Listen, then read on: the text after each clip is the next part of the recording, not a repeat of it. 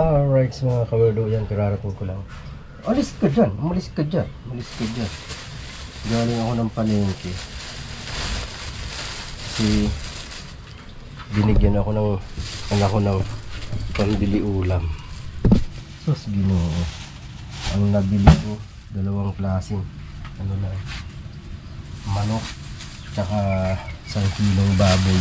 Ay, 1 kalahating kilong baboy. Saka 1 buong manok. Tapos ito, 1 piraso lang itong gulay. 1 talong, 1 labanos, 2 kangkong, tali. Tapos sili. And then sibuyas. Sus Ginoo. 1 buong manok sa kalahating karning baboy. 1,000 na. 100, ano pa nga? Ay, 1,002. Ay, hindi pala. 1,909. Ay, 1,990 na pala. Sipin mo. Ganun lang ang nabili ko. 990 na yun. Oh. Wala na. Sobrang talagang mahal ng bilihin. Lahat na tumataas. Wala na yatang bumababa. Meron pala. Panty na lang.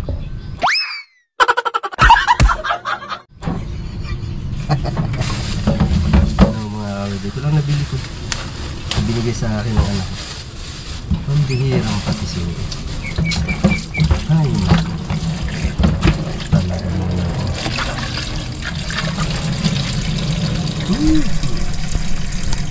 Ayan, karne baboy. 1 kilo at kalahati. Sisigaw ko ito, sisigaw. Ano pala sa kalahati? Kala ko kang kilo. Bali din ka.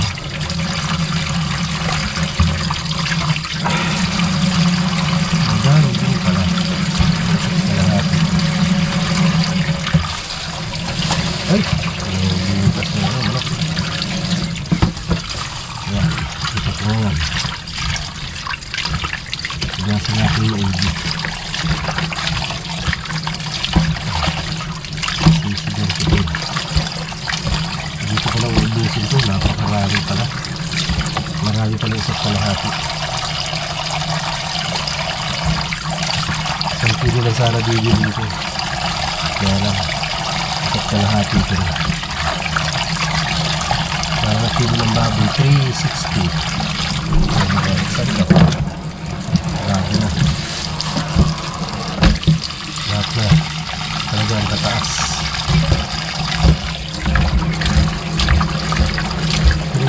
360 ba? 380. Ito palang manok 180 ang kilo. Grabe. Super taas na mga bilihin. My goodness. Ano ba yan? Yan na lang ang inabot ng 1,000. My goodness.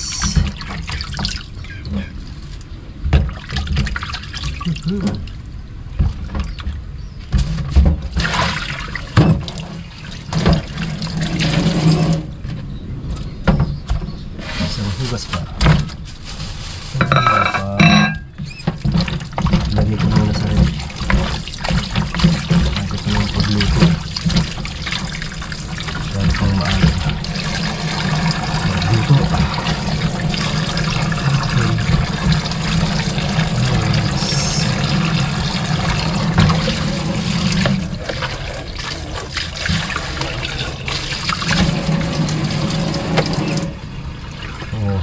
Ayan, nalinis ko na.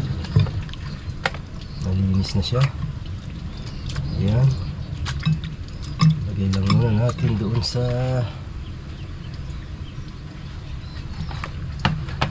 ating rep freezer. Yeah. Yeah.